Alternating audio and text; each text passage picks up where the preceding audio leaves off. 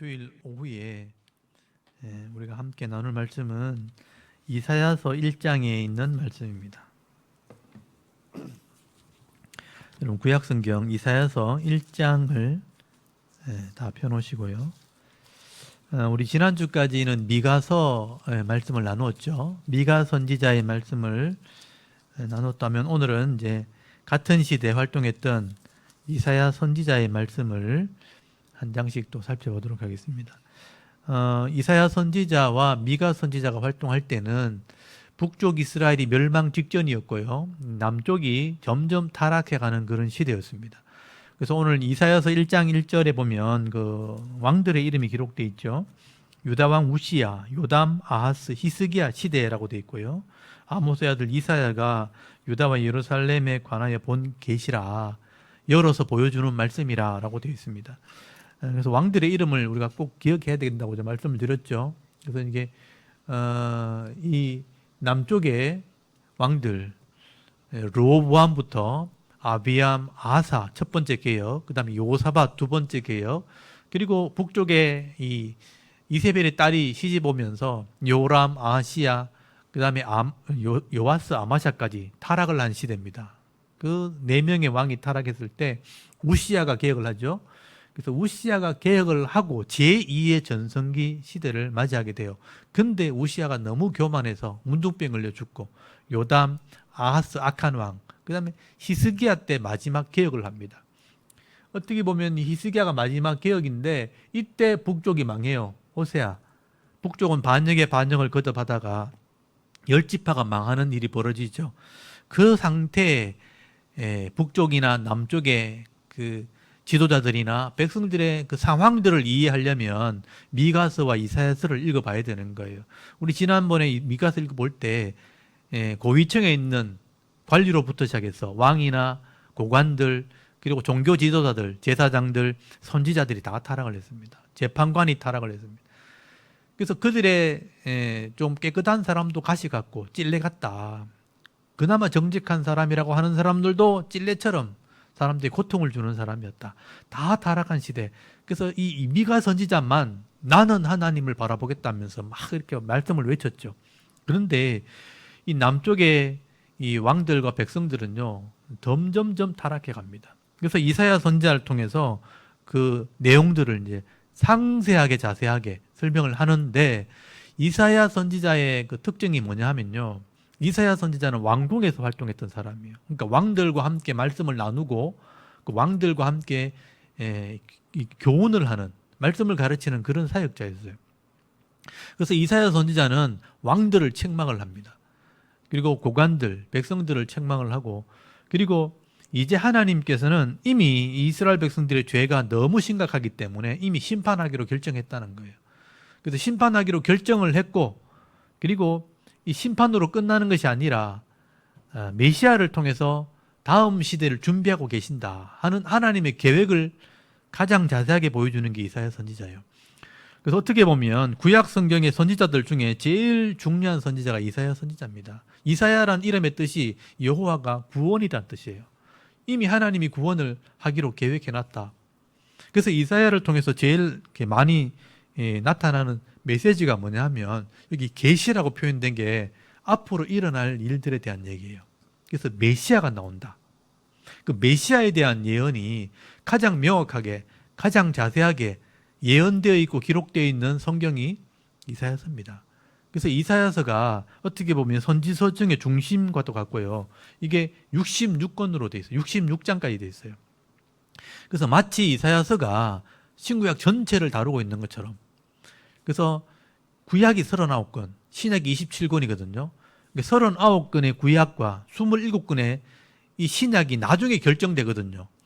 여러분, 이 구약 성경이 39권이 결정되는 것과 신약 성경이 27권이 결정되는 것은 나중에 초대교회 시대에 이게 결정이 됩니다.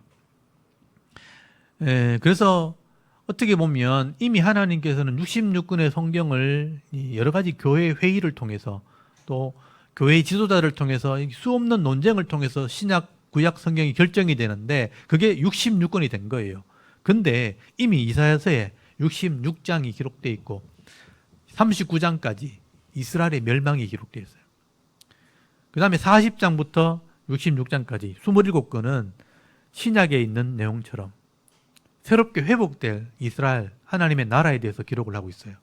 그래서 마치 이 이사야서가 구약의 내용과 신약을 다루는 것처럼 39장으로 27권으로 27장으로 나눠져 있어요. 그래서 작은 성경책이라고 할 수 있는 게 이사야서입니다. 그래서 이사야서가 기록된 것은 결국 하나님께서 이런 메시아를 계획하고 계신다.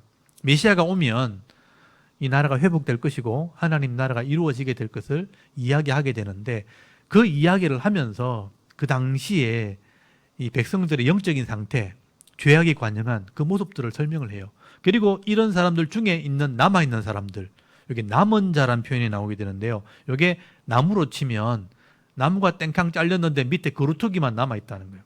뿌리와 그루터기가 남은 자를 상징하는 거예요. 이 남은 자들이 이스라엘을 회복하게 될 것이고 그 회복한 사람들 중에 메시아가 나오고 메시아가 나오면 하나님 나라가 이루어지게 될 것이다. 그래서 그들은 죄악된 세상 속에서 하나님을 바라보게 되고 회개하게 되고 하나님 나라를 소망하게 될 거다. 그래서 이 이사야서 안에 그 당시에 타락한 사람들의 모습 그리고 메시아를 기다리는 회복한 남은 자의 모습 두 가지가 다 기록되어 있어요. 그게 이제 반복되어 나오기 때문에 이런 내용들을 좀 구분해서 읽어보시면 전체 하나님의 이 역사 그리고 하나님 마음, 하나님의 심정을 읽을 수 있는 게 이사야서예요. 사실 이사야서가 굉장히 중요한 얘기인데요. 얼마나 중요하면 66장까지 기록했을까요? 구약의 이 이사야서 내용이 선지서 중에서는 제일 긴 거예요. 그리고 그 다음에 짧은 게 예레미야서거든요. 52장까지 기록되어 있고 그리고 에스겔서가 회복에 대한 얘기인데 48장까지 기록되어 있죠. 제일 긴 게 이사야서예요. 얼마나 중요하면 제일 많이 이렇게 기록했을까 하는 마음을 가지게 되는 거죠. 그러니까 복잡한 내용, 그러니까 이사야서는 이스라엘의 멸망에서부터 종말까지 기록되어 있는데 이 폭이 굉장히 넓었기 때문에 내용이 굉장히 방대합니다. 그래서 이 내용을 읽어보면 이게 언제를 얘기하는 건지를 헷갈리는 내용이 좀 많아요. 사람들이 참 헷갈려해요. 그리고 이사야서가 워낙 이렇게 좀 섞여 있는 내용들이 많다 보니까 학자들 중에서도 이 이사야서는 한 사람이 기록한 게 아닌 것 같다. 여러 사람이 다른 시대에 기록한 것을 이 편집자들이 좀 이렇게 모아가지고 편집한 성경 같다. 그래서 이사야서가 구약의 성경 중에서는 가장 복잡한 내용이에요. 그래서 편집설과 통합설이 동시에 주장이 되는 거죠. 그래서 이 보수적인 사람들은 통합설을 주장하죠. 한 이사야가 한 선지자가 전체 내용과 앞으로 되어질 일을 같이 기록했기 때문에 좀 복잡해 보이는 거다. 또 어떤 사람들은 좀 진보적인 사람들이라 그러죠. 그러니까 여러 사람들이 쓴 것을 편집한 거다. 편집설을 주장하기도 하는 성경입니다. 둘 다 근거가 있기 때문에 읽어보시면 이제 둘 다 일리가 있는 말이에요. 근데 이제 성경적으로 볼 때 전체적 성경 맥락에서 볼 때는 이 통합설이 맞다고 보는 거죠. 이사야 선지자가 하나님의 이 계획들을 깨닫고 하나님의 계획을 계시했기 때문에 여러 시대의 내용들이 같이 기록되어 있다고 보는 것입니다. 그래서 일반 성도들이 이 성경을 이사야서를 읽어보면요 굉장히 어렵습니다.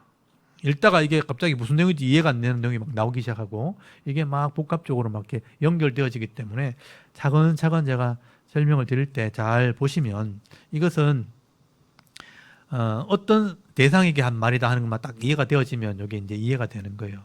이게 이해가 딱 되어져야 하나님께서 왜 이렇게 말씀하셨는가도 알게 되는 거예요. 그걸 찾아내는 것은 참 쉽지 않아요. 잠언서에 나온 지혜 같은 그런 말이에요. 그래서 이제 이사야서는 중요하기도 하고 복잡하기도 하고 또 이것을 제대로 깨닫기만 하면 보석 같은 말씀이기 때문에 잘 들으셔야 됩니다.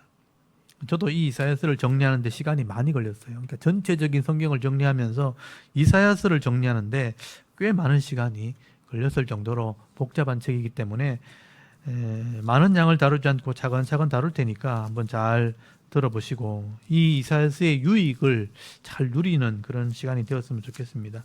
오늘은 이사야서에 지금 소론을 좀 말씀드렸고 그 본론으로 들어가서 하나님의 심정이 기록되어 있는 거기 1장, 이사야서 1장을 한번 펴놓으시기 바랍니다. 1장에 보시면 그 이사야 선지자를 통해서 하나님 마음을 지금 표현하게 돼요. 그 당시의 영적인 상태를 설명을 하고 있습니다. 그래서 1장 1절 보십시오. 시대가 일단 기록되어 있죠. 유다 왕 유시야, 그 다음에 요담, 아하스, 히스기야 시대. 그 다음에 이제 아모스의 아들 이사야가 유다와 예루살렘에 관하여 본 계시라. 그래서 예루살렘을 향해서 외친 말씀이죠. 미가 선지자는 사마리아와 예루살렘 두 군데 다 말씀을 외쳤다면 이사야는 예루살렘 남쪽에 있는 유다 사람들에게 외친 말씀이에요. 2절부터 보시면 하나님 마음이 나오죠. 하늘이여 들어라, 땅이여 귀를 기울이라. 여호와께서 말씀하시기를 내가 자식을 양육하였거늘 그들이 나를 거역하였도다. 내 말 안 듣는다, 이렇게 시작하죠. 얼마나 답답했으면 하늘 보고 땅 보고 얘기하겠어요. 자기 자식이 말을 안 들으니까 하늘한테 땅한테 얘기하겠다, 이렇게 얘기하잖아요. 3절 보세요. 소는 그 임자를 알고 나귀는 그 주인의 구유를 알건만은 이스라엘은 알지 못하고 나의 백성은 깨닫지 못하는도다. 얼마나 답답했으면 소도 주인을 알고, 우리 식으로 말하면 개도 주인 따라가고 고양이도 주인을 알아보는데 내 백성인데, 나와 언약한 백성인데 하나님을 몰라요. 그리고 깨닫지를 못해요. 하나님 말해도 무슨 말인지 알아듣지를 못해요. 시대가 거듭하면서 모세 시대의 말씀을 받았던 사람들이요, 다음 세대 넘어가면서 점점 하나님과 멀어진 거예요. 그러니까 이 하나님 말씀을 가르치지 않으면요, 인간은 눈에 보이는 것, 귀에 들리는 것에 관심을 가지게 되어 있다는 거예요. 하나님 말씀은 기록되어 있고 귀로 들어서 깨닫게 되는 말씀인데 눈에 보이는 게 더 이제 잘 보이는 거죠. 그러니까 이 말씀을 가르치지 않으면요, 인간은 금방 변질되기 시작하다가 나중에 타락하기 시작합니다. 이걸 여러분 잘 아셔야 돼요. 그래서 이제 이스라엘 백성이 이만큼 타락하게 되었다. 그래서 4절 보세요. 슬프다. 범죄한 나라가 됐다 그러죠.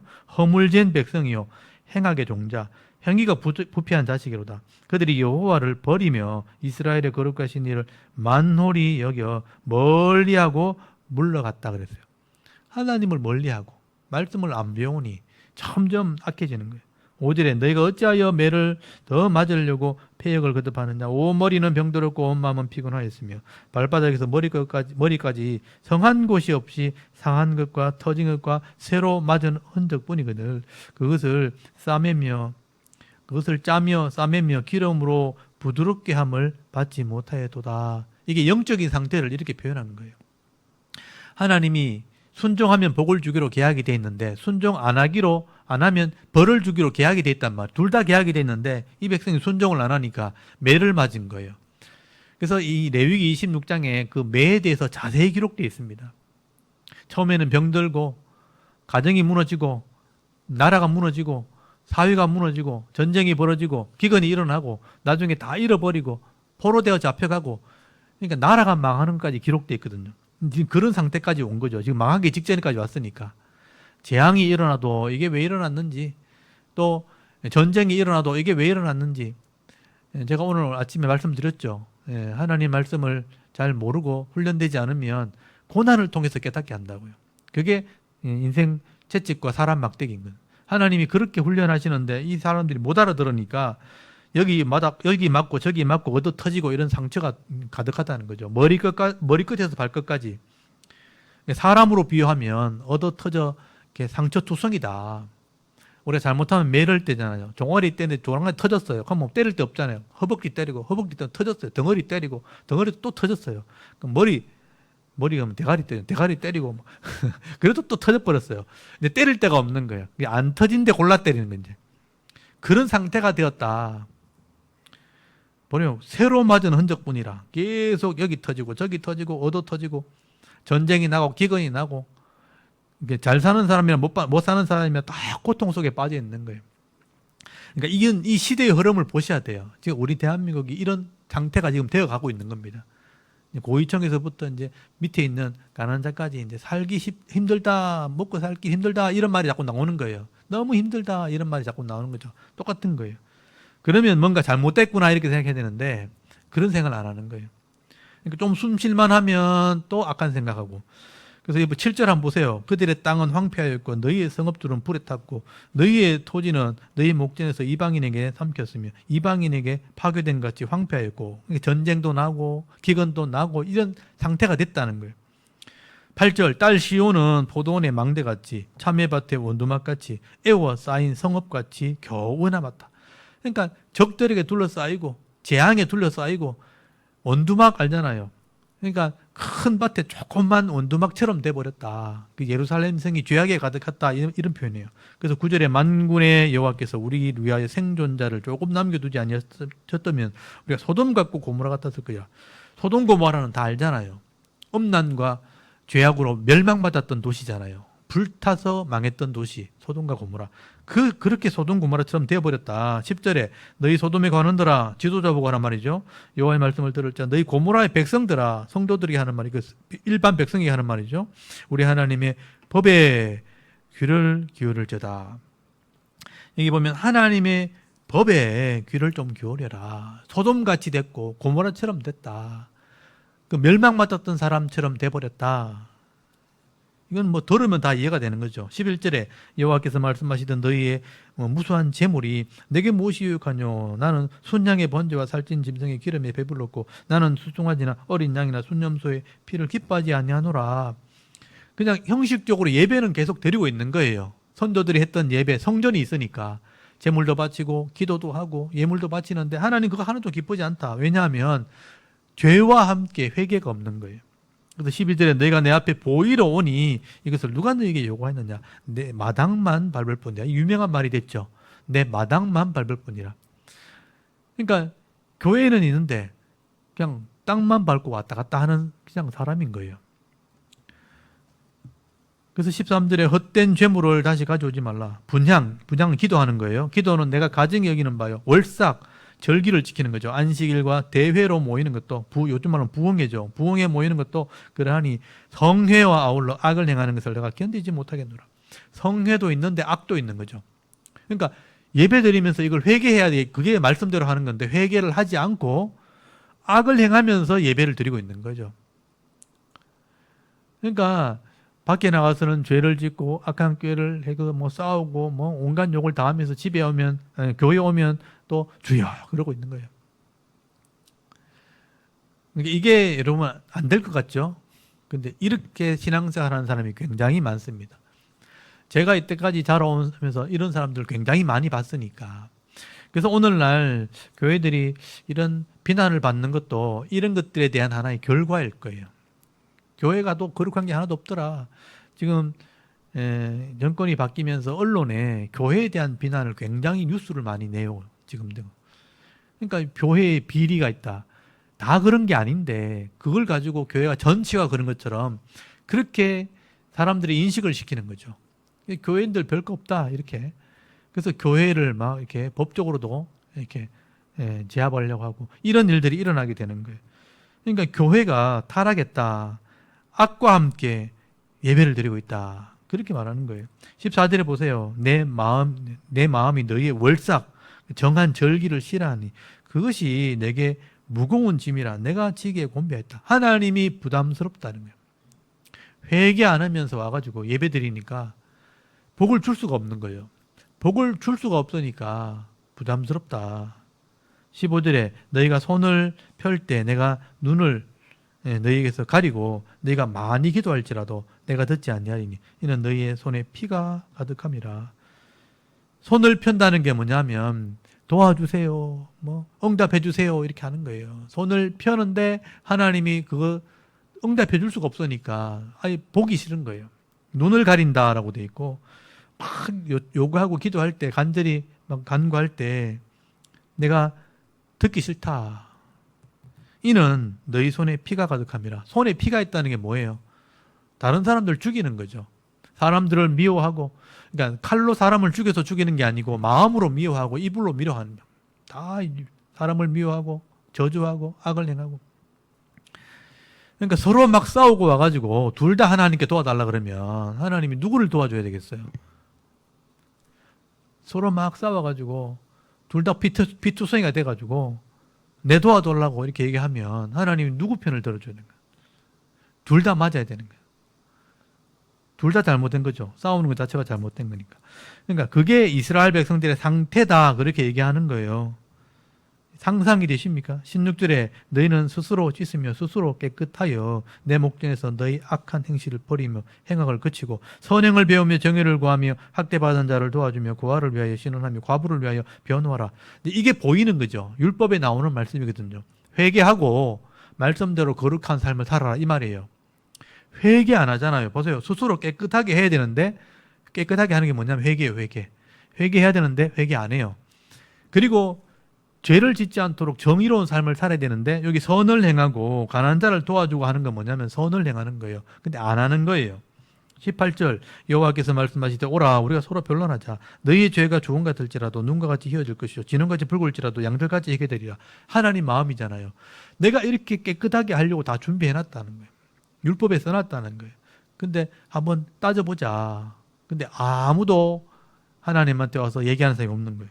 19절에 너희가 절겨 순종하면 이걸 알아듣고 순종하면 땅에 아름다운 소산을 먹을 것이고 회복될 것이고 너희가 거절하면 거절하여 배반하면 칼에 삼켜지리라. 심판받는다는 거죠. 이때까지는 재앙만 임했는데 이제는 심판이 임하는 거죠.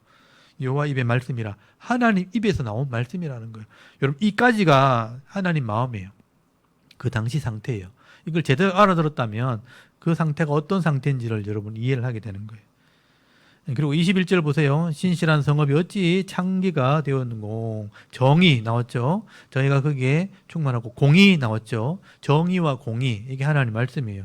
그 가운데 거했더니 이제는 살인자들 뿐이라 사람을 사랑하고 섬기는 게 아니고 죽인다. 22절 네 언은 찌꺼기가 되었고 언이 원래 그 귀금속이잖아요. 근데 언을 걸러내면 찌꺼기가 나오거든요. 언이 찌꺼기처럼 됐다. 못 쓰게 됐다 이 말이죠. 또 이게 포도주가 물이 섞였다. 포도주는 맛있는 건데 물 섞으면 뭐예요? 아무것도 아닌 거예요. 가짜가 되는 거죠. 그러니까 아무것도 아닌 것처럼 돼버렸다. 23절 네 고관들 이제 상세히 얘기하죠. 관리들 배역했다. 언약을 어긴다. 법을 어긴다는 거. 배역하고 도둑과 짝하며 뇌물을 사랑하며 예물을 구하며 고아를 위하여 신원하지 아니하며 과부의 송사를 수리하지 아니하노다. 이걸 한마디로 말하면 공의를 행하지 않는다. 아까 공의, 정의 나왔잖아요. 하나님 말씀을 행하지 않는다 이런 뜻이에요. 지도자가 사명을 감당하지 않는 거죠. 24절 그러므로 주 만군의 여호와 이스라엘의 전능자가 말씀하시되 슬프다. 내가 장차 내 대적에게 보응하여 내 마음을 편하게 하겠고 내 원수에게 보복하리라. 또 내가 또 내 손을 네게 돌려 네 찌꺼기를 잿물로 씻듯이 녹여 청결하게 하며 네 혼자물을 다 제거해 버리고 너희들이 회개 안 하니까 내가 없애야겠다 이 말이죠. 심판한다는 얘기예요. 26절 내가 네 재판관들을 처음과 같이 네 모사들을 본래와 같이 회복할 것이라. 그러한 후에야 네가 의의 성읍이라 신실한 고을이라 불리리라 하셨나니. 스스로 이걸 해야 되는데 스스로 안 하면 하나님이 하시겠다는 거예요. 저는 이건 역사 속에 이걸 이루어진 걸 제가 또 확인했기 때문에 오늘 이 시대를 보는 눈이 제가 있는 거죠. 이렇게 자꾸 혼란스러워지면 하나님이 분명히 나서시게 될 때가 온다 하는 것을 제가 생각을 하게 되는 거예요. 27절 시온은 정의로 구속함을 받고 그 돌아온 자들은 공의로 구속함을 받으리라. 여기 정의와 공의 나오죠. 말씀대로 하나님이 다스린다는 겁니다. 28절 그러나 패역한 자와 죄인은 함께 패망하고 여호와를 버린 자도 멸망할 것이라. 여기 공의와 정의로 따르는 자는 회복되지만 그걸 거역하면 그대로 심판을 받는 거예요. 이게 하나님의 공의예요. 이게 역사 가운데 계속 이루어져 왔다는 거예요. 제가 역사를 공부하면 할수록 이게 더 명확해져요. 확실해집니다. 그리고 29절을 보세요. 너희가 기뻐하던 상수리 나무로 말미암아 너희가 부끄러움을 당할 것이요 너희가 택한 동산으로 말미암아 수치를 당할 것이며 여기 상수리 나무 동산은 뭐냐면 우상을 세우는 곳이에요. 우상을 이제 기뻐하는 거예요. 사람이 만들어 놓은 우상을 가지고 하나님인 것처럼 섬기고 기뻐하는 겁니다. 30절에 너희는 잎사귀 마른 상수리 나무 같을 것이요 물 없는 동산 같으리라. 원래 물된 동산이 좋은 건데 물 없는 동산은요 망한다는 뜻이죠. 31절 강한 자는 사모라기 같고 그의 행위는 불티 같아서 함께 탈 것이나 끌 사람이 없으리라. 그렇게 살아가는, 우상을 섬기면서 살아가는 사람들은 삼오락이, 요즘 말하면 지푸라기고 그들의 행위가 불티가 되면 지푸라기에 불꽃이 붙으면 어떻게 되겠어요? 순식간에 타버리겠다 이런 뜻이죠. 막 우상을 섬기다가 삐까뻔쩍하게 사는 것 같지만요, 한 방에 불로 타면 끝나는 거죠. 그렇게 망하게 된다라고 말하고 있는 게 1장의 얘기예요. 그러니까 그 당시에 남쪽 유다의 그 영적인 상태를 우리가 엿볼 수 있는 겁니다. 그리고 2장 한번 보십시오. 아모스의 아들 이사야가 받은 바 유다 여호와 예루살렘에 관한 말씀이라, 예언의 말씀이죠. 말일에, 여기 동그라미 치시고, 말일은 뭐냐면 종말에 이런 일이 벌어진다. 지금 일이 아니에요. 여호와의 전에 산이 모든 산꼭대기에 굳게 설 것이요 모든 작은 산 위에 뛰어나르니 만방이 그리로 모여들 것이라. 여기 이제 미가서에 나왔던 거하고 똑같은 말이에요. 모든 사람이 예루살렘으로 온다는 거예요. 삼들의 많은 백성이 가며 이르기를 오라 우리가 여호와의 산에 오르며 야곱의 하나님의 전에 이르자 그가 그의 길을 우리에게 가르칠 것이라. 우리가 그 길로 행하리라 하리니 이는 율법이 시온에서부터 나올 것이요 여호와의 말씀이 예루살렘에서 나올 것임이니라. 그렇게 말한다는 거예요.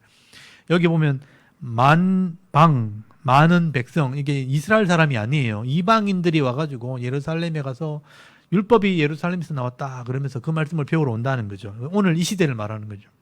그러니까 이게 멀리 일어날 일들을 지금 미리 얘기하는 거예요. 4절에 그가 열방 사이에 판단하시며, 열방이니까 이방 나라, 모든 나라를 심판하시며 많은 백성을 판결하시니 무리가 그들의 칼을 쳐서 보석을 만들고 창을 쳐서 낫을 만들 것이며 이 나라와 저 나라가 다시는 칼을 들고 서로 치지 아니하며 다시는 전쟁을 연습하지 아니하리라. 평화가 온다 이런 뜻이죠. 전쟁의 도구들이 농사짓는 도구가 바뀐다. 이 말은 평화가 오게 될 것을 말하는 거예요. 이게 이제 하나님 나라를 지금 미리 얘기하는 거예요. 그래서 지금 이사야가 그 당시에 이게 망할 나라인데 이 나라 중에 믿음 있는 사람들은 이걸 볼 수 있어야 된다. 하나님이 회복을 나라를 바라봐야 된다. 그래서 이 구약의 믿음도 사실은 신약을 보면서 믿는 거예요. 하나님 나라 이루어질 것을, 예수님을 통해서 이루어지는 게 하나님 나라인데 그 하나님 나라를 구약에 믿는 거예요. 그게 그 당시에 믿음 있는 사람이에요. 그래서 보통 우리가 그렇게 얘기하죠. 예수님 믿어야 구원받는데, 그럼 구약 사람은 이렇게 한대. 구약 사람은 이런 예언의 말씀을 통해서 예수를 믿는 거예요. 그게 믿음인 거예요. 그리고 5절에 보면요, 야곱 족속아 오라 우리가 여호와의 빛에 행하자. 6절에 보니까 주께서 주의 백성 야곱 족속을 버리셨으면 그들이 동방풍속이 뭐냐면요, 이게 우상을 섬기는 풍속이죠. 태양신. 그리고 그 당시에 동방풍속은 바벨론에 있는 그런 풍속들, 아수르나 바벨론의 풍속들을 말해요. 동방풍속이 가득하면 그들이 블레셋 사람 같이 점을 치고, 이방 나라들의 그 신앙이죠. 점을 치며 이방인과 더불어 손을 잡고 언약했다. 그러니까 하나님과의 언약을 버리고 세상과 언약을 맺은 거예요. 그러니까 타락한 것이죠.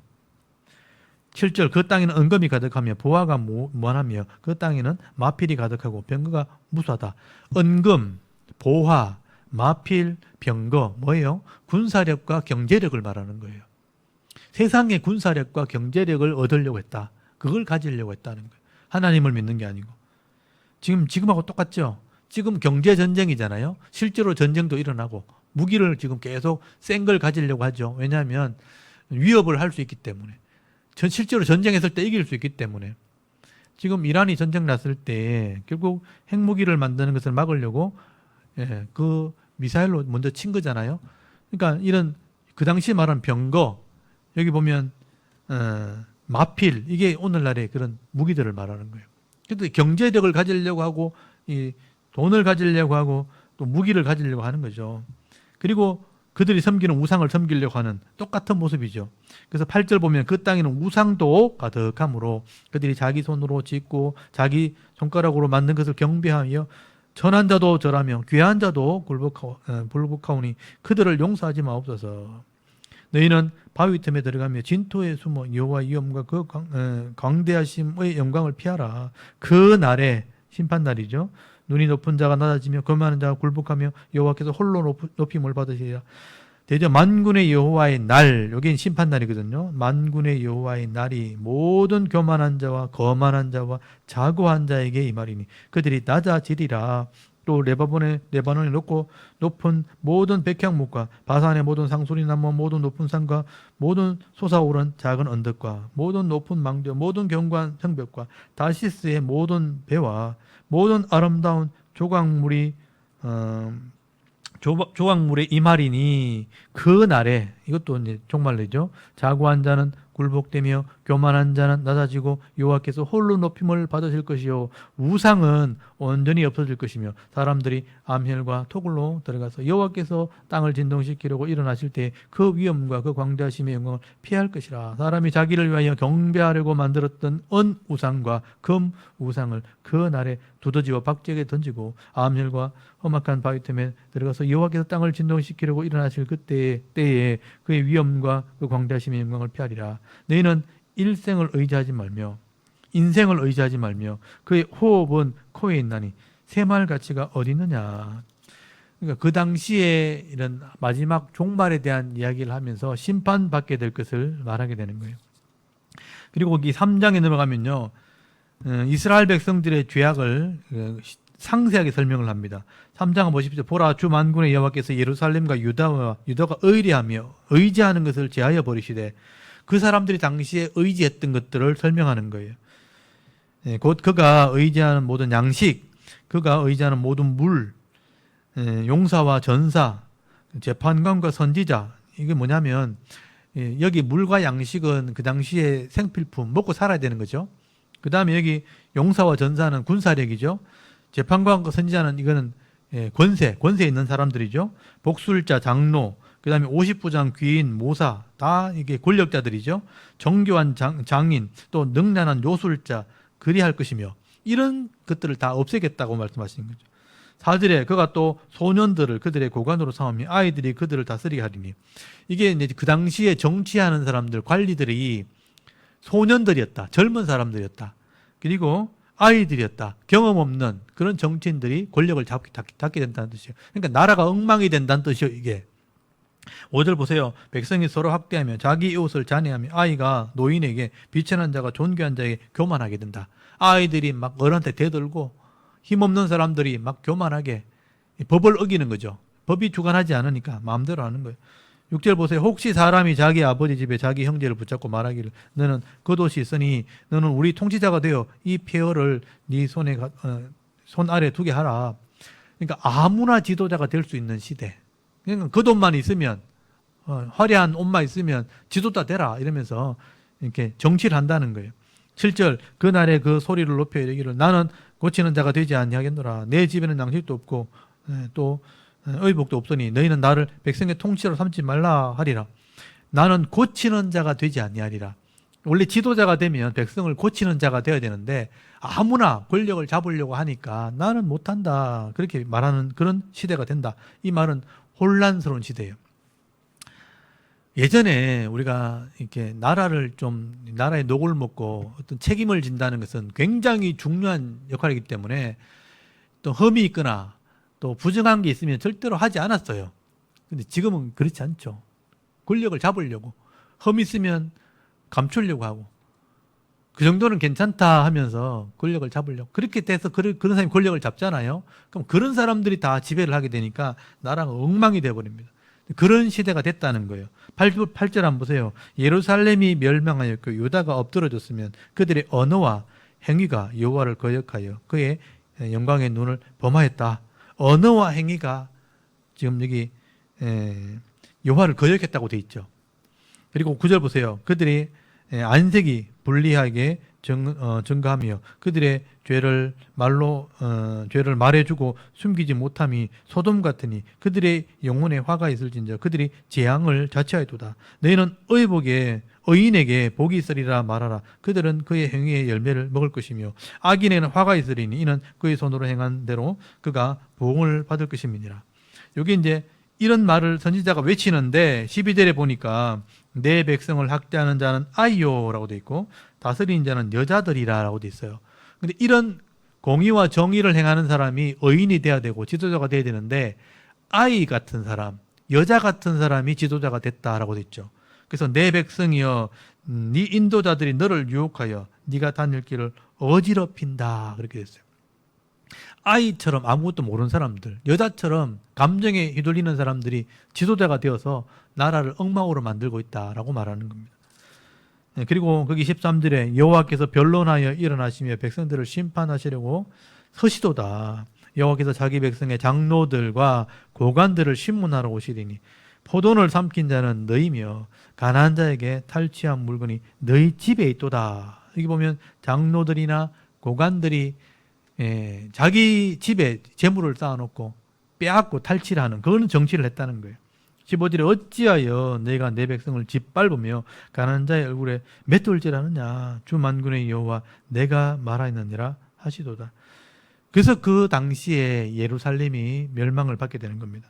여러분 16절에 보시면 여호와께서 또 말씀하시기를 시온의 딸들이 교만하여 느린 목적을 통하는 눈으로 다니며 아기작거리며 발로 쟁쟁한 소리를 낸다 하시도다. 이거 뭐냐면 그 당시에 고위층에 있는 여자들의 그 사치와 타락을 지금 설명하는 거예요.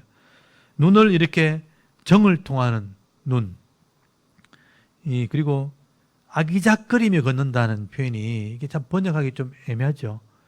그러니까 이게 어떻게 표현하면 좋을까요?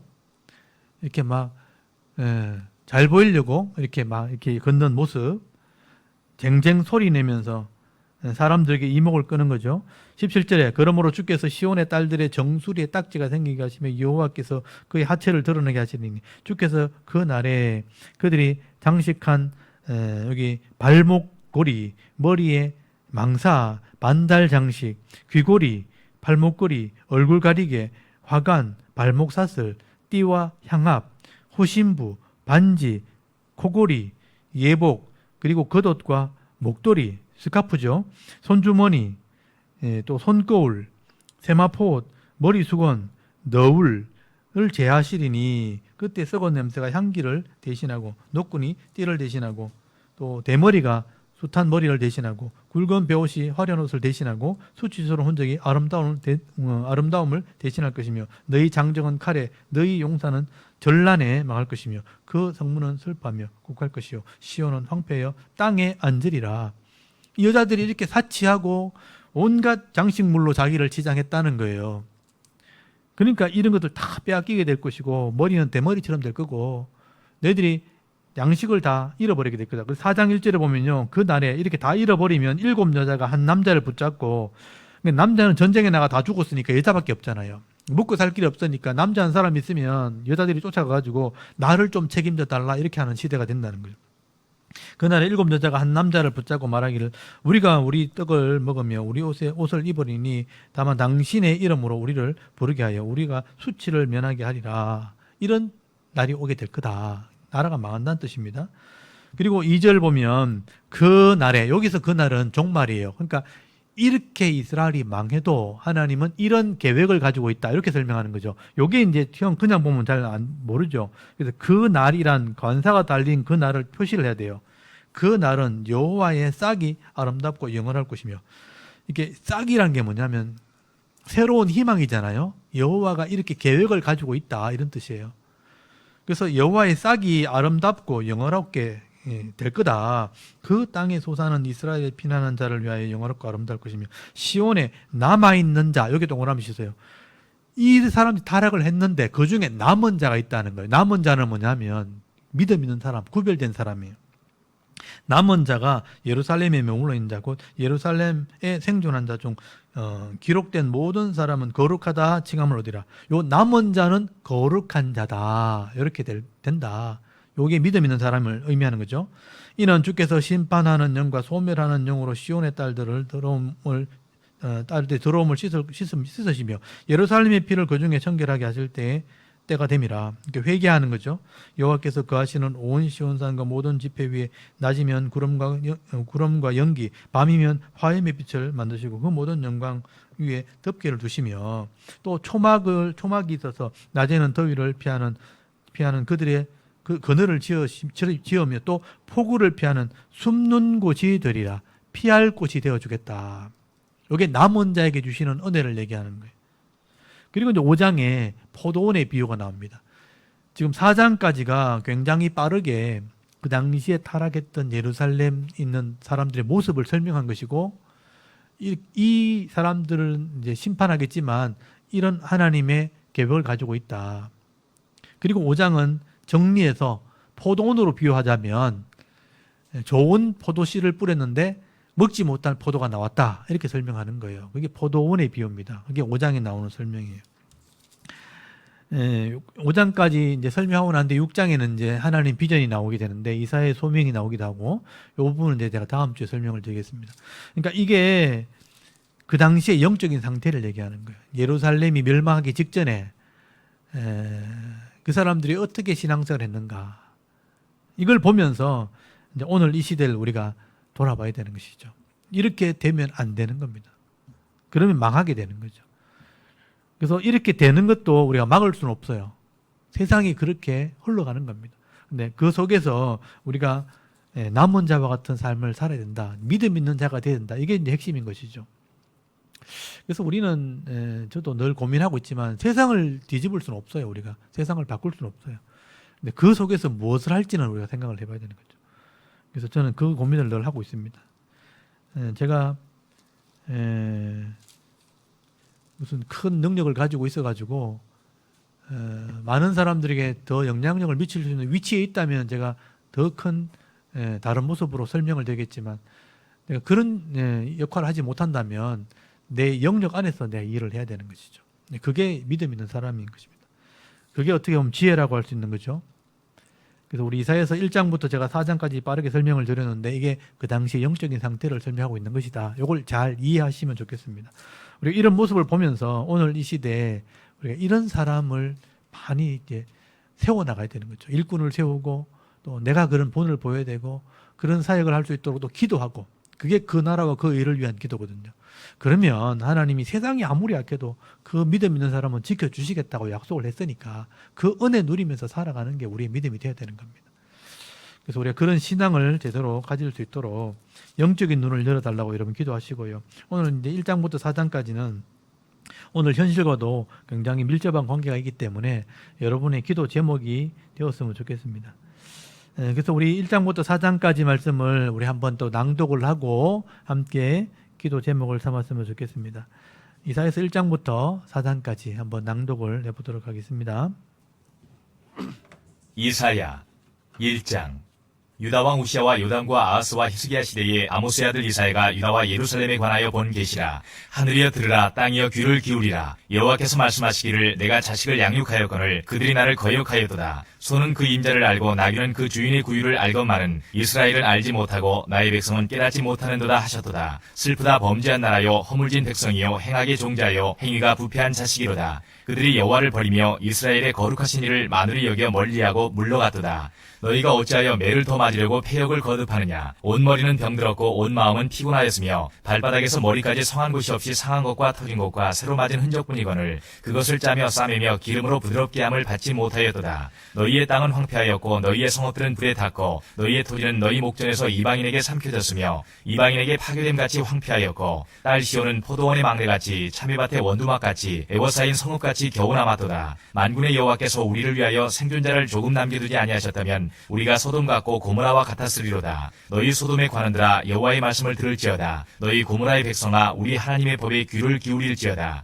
여호와께서 말씀하시되 너희의 무수한 재물이 내게 무엇이 유익하뇨. 나는 순양의 번제와 살진 짐승의 기름에 배불렀고 나는 수송아지나 어린 양이나 순념수의 피를 기뻐하지 아니하노라. 너희가 내 앞에 보이러 오니 이것을 누가 너희에게 요구하였느냐. 내 마당만 밟을 뿐이니라. 헛된 재물을 다시 가져오지 말라. 분향은 내가 가증히 여기는 바요 월삭과 안식일과 대회로 모이는 것도 그러하니 성회와 아울러 악을 행하는 것을 내가 견디지 못하겠노라. 내 마음이 너희의 월삭과 정한 절기를 싫어하나니 그것이 내게 무거운 짐이라. 내가 지기에 곤비하였느니라. 너희가 손을 펼 때에 내가 내 눈을 너희에게서 가리고 너희가 많이 기도할지라도 내가 듣지 아니하리니 이는 너희의 손에 피가 가득함이라. 너희는 스스로 씻으며 스스로 깨끗하게 하여 내 목전에서 너희 악한 행실을 버리며 행악을 그치고 선행을 배우며 정의를 구하며 학대받는 자를 도와주며 도와주며 고아를 위하여 신원하며 과부를 위하여 변호하라 하셨느니라. 여호와께서 말씀하시되 오라 우리가 서로 변론하자. 너희의 죄가 주홍 같을지라도 눈과 같이 희어질 것이요 진홍같이 붉을지라도 양털같이 희게 되리라. 너희가 즐겨 순종하면 땅의 아름다운 소산을 먹을 것이요 너희가 거절하여 배반하면 칼에 삼켜지리라. 여호와의 입의 말씀이니라. 신실하던 성읍이 어찌하여 창기가 되었는고 정의가 거기에 충만하였고 공의가 그 가운데에 거하였더니 이제는 살인자들 뿐이로다. 내 은은 찌꺼기가 되었고 내 포도주에는 물이 섞였도다. 내 고관들은 패역하여 도둑과 짝하며 다 뇌물을 사랑하며 예물을 구하며 고아를 위하여 신원하지 아니하며 과부의 송사를 수리하지 아니하는도다. 그러므로 주 만군의 여호와 이스라엘의 전능자가 말씀하시되 슬프다. 내가 장차 내 대적에게 보응하여 내 마음을 편하게 하겠고 내 원수에게 보복하리라. 내가 또 내 손을 네게 돌려 내 찌꺼기를 제물로 씻듯이 녹여 청결하게 하며 내 혼잣물을 다 제하여 버리고 내가 내 재판관들을 처음과 같이 내 모사들을 본래와 같이 회복할 것이라. 그리한 후에야 내가 의의 성읍이라 신실한 고을이라 불리리라 하셨나니 시온은 정의로 구속함을 받고 그 돌아온 자들은 공의로 구속함을 받으리라. 그러나 패역한 자와 죄인은 함께 패망하고 여호와를 버린 자도 멸망할 것이라. 너희가 기뻐하던 상수리 나무로 말미암아 너희가 부끄러움을 당할 것이요 너희가 택한 동산으로 말미암아 수치를 당할 것이며 너희는 잎사귀 많은 상수리 나무 같을 것이요 물 없는 동산 같으리니 강한 자는 사모라기 같고 그의 행위는 불티 같아서 함께 탈 것이나 끌 사람이 없으리라. 아멘. 2장 아모스의 아들 이사야가 받은 바 유다와 예루살렘에 관한 말씀이라. 말일에 여호와의 전의 산이 모든 산 꼭대기에 굳게 설 것이요 모든 작은 산 위에 뛰어나리니 만방이 그리로 모여들 것이라. 많은 백성이 가며 이르기를 오라 우리가 여호와의 산에 오르며 야곱의 하나님의 전에 이르자. 그가 그 얘기를 우리에게 가르치실 것이라. 우리가 그 길로 행하리라 하리니 이는 율법이 시온에서부터 나올 것이요 여호와의 말씀이 예루살렘에서부터 나올 것임이니라. 그가 열방 사이에 판단하시며 많은 백성을 판결하시리니 무리가 그들의 칼을 쳐서 보습을 만들고 그들의 창을 쳐서 낫을 만들 것이며 이 나라와 저 나라가 다시는 칼을 들고 서로 치지 아니하며 다시는 전쟁을 연습하지 아니하리라. 야곱 족속아 오라 우리가 여호와의 빛에 행하자. 주께서 주의 백성 야곱 족속을 버리셨음은 그들에게 동방풍속이 가득하며 그들이 블레셋 사람들같이 점을 치며 이방인과 더불어 손을 잡아 언약하였음이라. 그 땅에는 은금이 가득하고 보화가 무한하며 그 땅에는 마필이 가득하고 병거가 무수하며 그 땅에는 우상도 가득하므로 그들이 자기 손으로 짓고 자기 손가락으로 만든 것을 경배하여 천한 자도 절하며 귀한 자도 굴복하오니 그들을 용서하지 마옵소서. 너희는 바위 틈에 들어가며 진투에 숨어 여호와의 위엄과 그 광대하심의 영광을 피하라. 그날에 눈이 높은 자가 낮아지며 교만한 자가 굴복되고 여호와께서 홀로 높임을 받으시리라. 대저 만군의 여호와의 날이 모든 교만한 자와 거만한 자와 자고한 자에게 이 말이니 그들이 낮아지리라. 또 레바논의 높고 높은 모든 백향목과 바산의 모든 상수리 나무와 모든 높은 산과 모든 솟아오른 작은 언덕과 모든 높은 망대와 모든 견고한 성벽과 다시스의 모든 배와 모든 아름다운 조각물의 이 말이니 그날에 자고한 자는 굴복되며 교만한 자는 낮아지고 여호와께서 홀로 높임을 받으실 것이요 우상들은 온전히 없어질 것이며 사람들이 아멸과 토굴로 들어가서 여호와께서 땅을 진동시키려고 일어나실 때에 그의 위엄과 그 광대하심의 영광을 피할 것이라. 사람이 자기를 위하여 경배하려고 만들었던 은우상과 그 무상을 그날에 두더지와 박쥐에게 던지고 아멸과 험악한 바위 틈에 들어가서 여호와께서 땅을 진동시키려고 일어나실 때에 그의 위엄과 그 광대하심의 영광을 피하리라. 너희는 인생을 의지하지 말라. 그의 호흡은 코에 있나니 쇠말 가치가 어디 있느냐. 아멘. 3장 보라 주 만군의 여호와께서 예루살렘과 유다가 의뢰하며 의지하는 것을 제하여 버리시되 곧 그가 의지하는 모든 양식과 그가 의지하는 모든 물과 용사와 전사와 재판관과 선지자와 복술자와 장로와 50부장과 귀인과 모사와 정교한 장인과 능란한 요술자를 그리하실 것이며 그가 또 소년들을 그들의 고관으로 삼으시며 아이들이 그들을 다스리게 하시리니 백성이 서로 학대하며 각기 이웃을 잔해하며 아이가 노인에게 비천한 자가 존귀한 자에게 교만할 것이며 혹시 사람이 자기 아버지 집에서 자기의 형제를 붙잡고 말하기를 네게는 겉옷이 있으니 너는 우리의 통치자가 되어 이 폐허를 내 손 아래에 두라 할 것이면 그날에 그가 소리를 높여 이르기를 나는 고치는 자가 되지 아니하겠노라. 내 집에는 양식도 없고 의복도 없으니 너희는 나를 백성의 통치자로 삼지 말라 하리라. 예루살렘이 멸망하였고 유다가 엎드러졌음은 그들의 언어와 행위가 여호와를 거역하여 그의 영광의 눈을 범하였음이라. 그들의 안색이 불리하게 증거하며 그들의 죄를 말해주고 숨기지 못함이 소돔과 같으니 그들의 영혼에 화가 있을진저 그들이 재앙을 자초하였도다. 너희는 의인에게 복이 있으리라 것이라 말하라. 그들은 그들의 행위의 열매를 먹을 것이며 악인에게는 화가 있으리니 이는 그의 손으로 행한 대로 그가 보응을 받을 것임이니라. 내 백성을 학대하는 자는 아이요 다스리는 자는 여자들이라. 내 백성이여 내 인도자들이 너를 유혹하여 내가 다닐 길을 어지럽히느니라. 여호와께서 변론하러 일어나시며 백성들을 심판하려고 서시도다.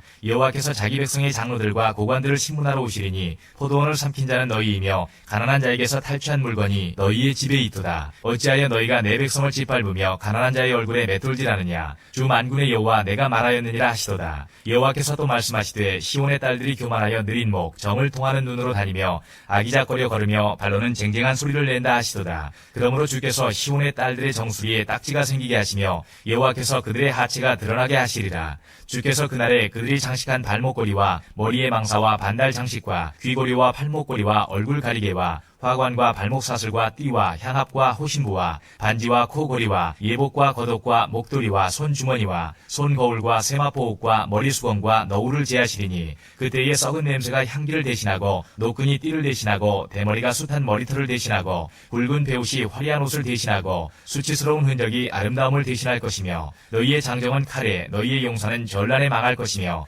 그 성문은 슬퍼하며 곡할 것이요 시온은 황폐하여 땅에 앉으리라. 아멘. 4장. 그날에 7 여자가 한 남자를 붙잡고 말하기를 우리가 우리 떡을 먹으며 우리 옷을 입으리니 다만 당신의 이름으로 우리를 부르게 하여 우리가 수치를 면하게 하라 하리라. 그날에 여호와의 싹이 아름답고 영화로울 것이요 그 땅의 소사는 이스라엘의 피난한 자를 위하여 영화롭고 아름다울 것이며 시온에 남아있는 자, 예루살렘에 머물러 있는 자, 곧 예루살렘 안에 생존한 자 중 기록된 모든 사람은 거룩하다 칭함을 얻으리니 이는 주께서 심판하는 영과 소멸하는 영으로 시온의 딸들의 더러움을 씻기시며 예루살렘의 피를 그 중에서 청결하게 하실 때가 됨이라. 여호와께서 거하시는 온 시온산과 모든 지폐 위에 낮이면 구름과 연기, 밤이면 화염의 빛을 만드시고 그 모든 영광 위에 덮개를 두시며 또 추막이 있어서 낮에는 더위를 피하는 그늘을 지으시며 또 풍우를 피하여 숨는 곳이 되리라. 아멘. 오늘 여기까지 읽을게요. 이렇게 이스라엘의 죄악상이나 타락상을 얘기하면서 미래에 대한 얘기를 또 하고 있죠. 그 날에 결국 하나님이 이렇게 은혜 베푸실 거다. 나라를 이룰 거다. 그래서 오늘 이 시대에 우리가 해야 될 일이 뭐냐면 자기가 하나님 백성임을 나타내는 증거가 뭐냐면 회개하는 거예요. 잘못되었다는 것을 인정하는 거죠. 여러분 요한계시록 22장 제일 마지막 장 한 편 보세요. 제일 마지막 장. 성경에서 다 얘기하고 난 뒤에 하나님 백성이 어떻게 드러날까 참 이렇게 설명하기 쉽지 않잖아요. 이 땅의 마지막 종말이 되어도 하나님 백성은 어떻게 다른 사람과 구별이 될까? 22장 14절 한번 읽어볼게요. 22장 14절 읽겠습니다. 시작. 자기 두루마기를 빠는 자는 복이 있으니 이는 그들이 생명나무에 나가며 문들에 통하여 성에 들어갈 권세를 받으려 함이로다. 아멘. 한마디로 표현하면 자기 두루마기를 빠는 자. 그러니까 이걸 복잡하게 설명하기 쉽지 않잖아요. 복잡하게 설명 어렵잖아요. 자기 두루마기를 빠는 게 뭐예요? 19장 한번 보세요. 요한계시록 19장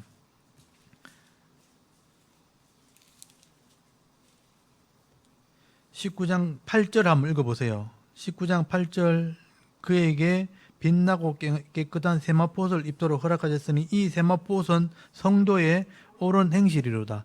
그러니까 우리가 입고 있는 옷이 거룩한 옷인데 하나님 나라 가면 우리의 옳은 행실이 옷이 된다는 거예요. 그러면 그거를 빤다는 건 뭐겠어요? 회개하는 걸 얘기하는 거예요. 그러니까 하나님 말씀의 기준을 알고 있어야 회개가 되는 거예요. 그냥 잘못했습니다 이게 아니고요. 말씀대로 살지 못했음을 회개할 때 말씀대로 하나님이 회복하도록 약속이 돼 있는 걸 믿는 게 성경이에요. 그러니까 말씀대로 되는 삶을 살아가는 게 성도이기 때문에 그 말씀을 모르면 절대로 이렇게 할 수가 없어요. 그래서 말씀을 알고 있어야 된다는 거예요. 전체적인 것을 이해해야 되죠. 그래서 시대마다 이런 악한 시대가 있어 왔고 망했고 또 그 중에 남은 사람은 회복되었고 그래서 하나님의 뜻대로 사역을 했다는 거죠. 그게 빛처럼 다 어둠인데 그 사람이 빛처럼 빛나기 때문에 하나님이 우리 성도를 표현할 때 빛이라고 표현하는 거예요. 소금처럼 그렇게 작지만 사역을 했기 때문에 그 소금이라고 표현하고 있는 거예요. 그래서 오늘 이 시대는 전체가 다 변하지는 못할 거예요. 그렇지만 그 속에서 우리가 빛처럼 소금처럼 이 하나님 말씀을 기억하는 삶을 살아가는 되는 거죠. 그게 복 있는 사람이라. 그래서 오늘 그것을 위해서 기도해야 되는 거예요.